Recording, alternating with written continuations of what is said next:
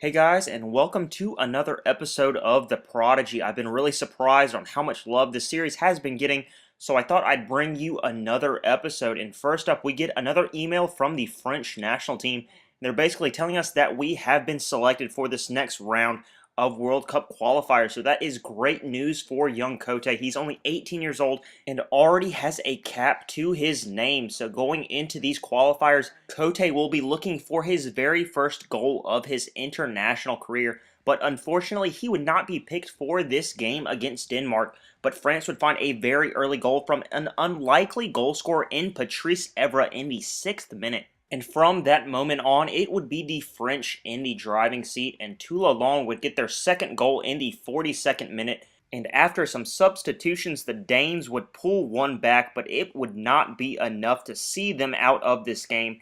And then Jeremy Menez gets France's third goal of the game, and they were sitting comfortably in that winning position to see the game out. They would get all 3 points from this crucial qualifier. But next up, we had a game against Slovenia, and to replace Karim Benzema, they called in Ibrahim Côté, the man in form, and this would be his chance to get that first goal of his international career. And this was going to be a tough game. Slovenia, even though they are not a big-ticket side with a bunch of stars, they are by no means pushovers, so Côté would have to be near his best to deal with the Slovenes and get that first goal that he so desperately wants. And as soon as he pulls on that French blue, he knows something special is going to happen. He does very well to pull that ball down and place a perfectly weighted through ball into Nasri. Nasri through on goal, has a man he can pass up to for the sweaty goal, but goes for glory and wastes the chance. But from this corner, chaos would ensue in the box, and Adil Rami powers this header into the back of the net in the 8th minute,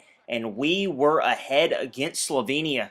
And then Côté tried to impress, but maybe does a little too much, and a careless Slovenian defender keeps Patrice Evra onside, and he sinks that into the back of the net in the 21st minute, and we were 2-0 up. That's the second goal for Evra in this round of qualifiers. Very, very strange. But then Côté decides to have a pop from outside of the area and wins the corner, and this corner was the perfect chance for Côté to find that goal, and it is sent right to his head, but he is unable to put that one on target, and it goes wanting. And after so many missed chances, the Slovenians were getting brave, and Alisic just rolls this one into the back of the net, easy as can be, right before halftime, and we go into the half ahead against Slovenia 2-1, and the only action of the second half was this very nice free kick from Franck Ribéry, and we would end the game with the score line the same, us getting all 3 points, and we are killing these World Cup qualifiers.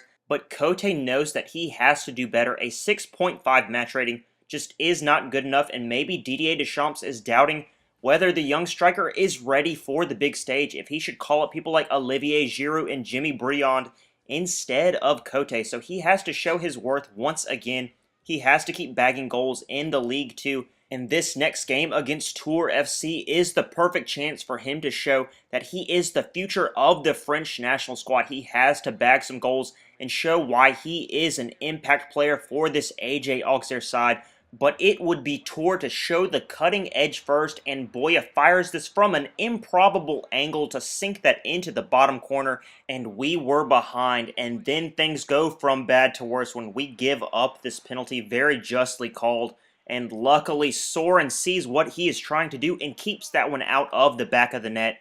And from this corner, our defender does extremely well to head this one off of the line, and the ball finds Ibrahim Côté. And from this position, he knows what to do. He drives down that left-hand side, using his strength to keep the defender off of his back, passes this ball down, and he misses. Furious with his teammates, he tells them, "We have to do better," and it would be Mayor that hears his pleas, heading this one into the back of the net to put us level in the 30th minute. Unwilling to see this game slip out of their grasp, Tours go back on the attack, and from this cross, their striker gets his head on it, but it comes in off of the bar and out, and we go into halftime level at 1-1. From our experience in the first half, we knew Mayor's strength in the air was the way to get back into this game, and in the 52nd minute, he would do just that, putting us ahead. But not to be outdone, Côté knew he needed a goal, and he drives towards the box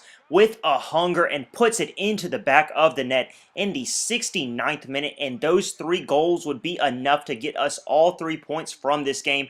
A wonderful fight back from the boys, and we walk away from the field knowing that we are once again the best in League 2, an 8.3 match rating from that game. But Oliak is having a bit of a dry spell, and in this next game he is hoping to break his duck, and so Côté sits down with him and says, don't worry about what the media is saying. You just go out there and play your game, and you will get the recognition that you deserve, and the goals will come along with it. And so Oliak takes that advice and goes into this next game a little more relaxed than he had been previously. And Côté does exactly what he told Oliak to do and sinks that one into the bottom corner in the 10th minute, and we were ahead.